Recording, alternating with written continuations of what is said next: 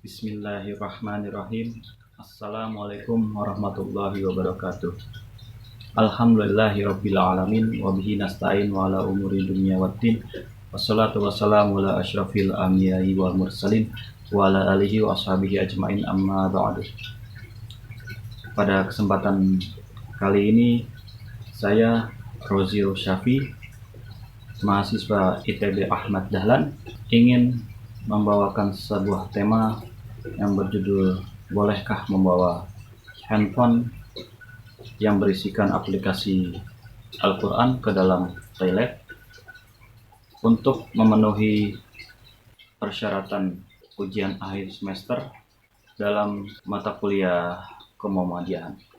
Sebagai umat muslim, membaca Al-Quran adalah sebuah anjuran, karena Al-Quran merupakan wahyu Allah yang sudah terhimpun dalam mushaf dan menjadi pedoman hidup umat Islam sekaligus sumber utama hukum Islam.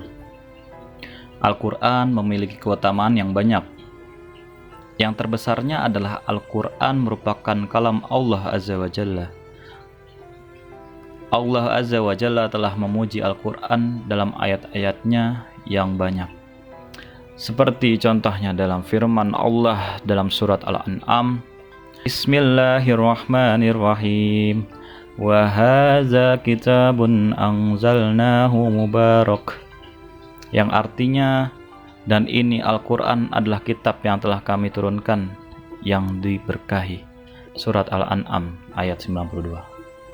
Dalam Al-Quranlah Allah memberikan perintah dan larangannya. Untuk itu pentingnya membaca Al-Quran dan mempelajari Al-Quran agar mengerti mana yang baik dan tahu buruk. Dalam firman Allah, Bismillahirrahmanirrahim, Inna hadzal Qur'ana yahdi lillati hiya aqwamu wa yubashshirul mu'minina allazina ya'maluna as-salihati anna lahum ajran kabira, yang artinya, sungguh Al-Quran ini memberi petunjuk ke jalan yang paling lurus dan memberi kabar gembira kepada orang mukmin yang mengerjakan kebaikan, bahwa mereka akan mendapatkan pahala yang besar. Surat Al-Isra ayat 9. Di era modern ini, tulisan Al-Quran sudah dapat diakses dengan handphone atau smartphone semacamnya. Tentu dengan itu kita sebagai umat muslim lebih dimudahkan dalam membaca dan mempelajari Al-Quran. Kesulitan membawa mushaf Al-Quran sudah tidak bisa menjadi alasan umat muslim untuk tidak membaca dan mempelajari Al-Quran. Karena mayoritas manusia di tahun 2020 ini sudah menggunakan handphone ataupun smartphone, sehingga dimanapun dan kapanpun di tempat yang baik dapat membaca Al-Quran. Permasalahannya adalah karena handphone sering dibawa-bawa atau sering diletakkan di saku kantung, apakah boleh membawa handphone yang berisikan aplikasi atau gambar yang mengandung tulisan Al-Quran ke dalam toilet ataupun kamar mandi? Baik, kita akan membahasnya.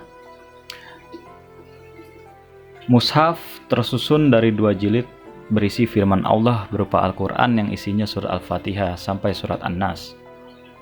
Jika ada terjemahannya disebut Al-Quran dan terjemah. Kalau ada tafsirnya disebut tafsir. Masing-masing berbeda. Jadi mushaf hanyalah berisi tulisan Arabnya saja dari surat Al-Fatihah sampai surat An-Nas. Jika ada campur dengan lainnya berarti bukan mushaf. Samanya dengan aplikasi. Pada aplikasi terdapat arti dan fitur lainnya, jadi tidak sama dengan mushaf namun tetap boleh dibaca. Beda mushaf dengan Al-Quran, di dalam aplikasi itu mushaf terdapat beberapa aturan untuk menyimpan dan memegangnya.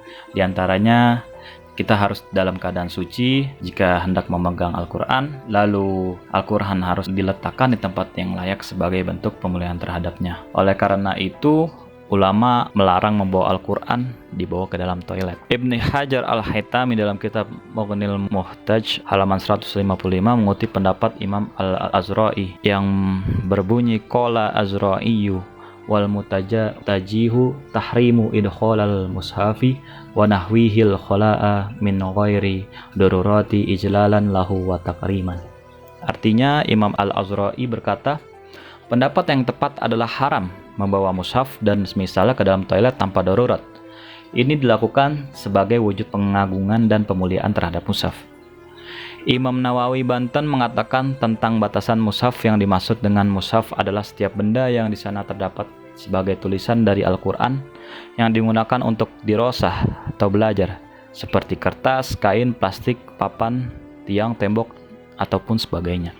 Masalahnya kemudian sekarang banyak sekali software Al-Quran yang terdapat dalam laptop, komputer, handphone, ataupun smartphone yang kita bisa baca dan juga bisa kita gunakan untuk belajar dimanapun dan kapanpun. Pertanyaannya adalah apakah software tersebut dihukumi seperti mushaf dan bagaimana hukum ke toilet?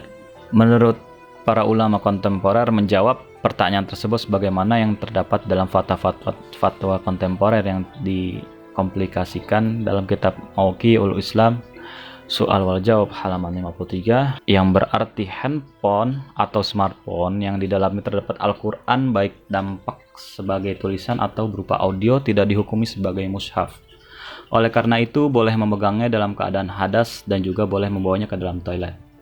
Ini disebabkan tulisan Al-Quran yang tampak di HP ataupun smartphone tidak seperti tulisan dalam mushaf.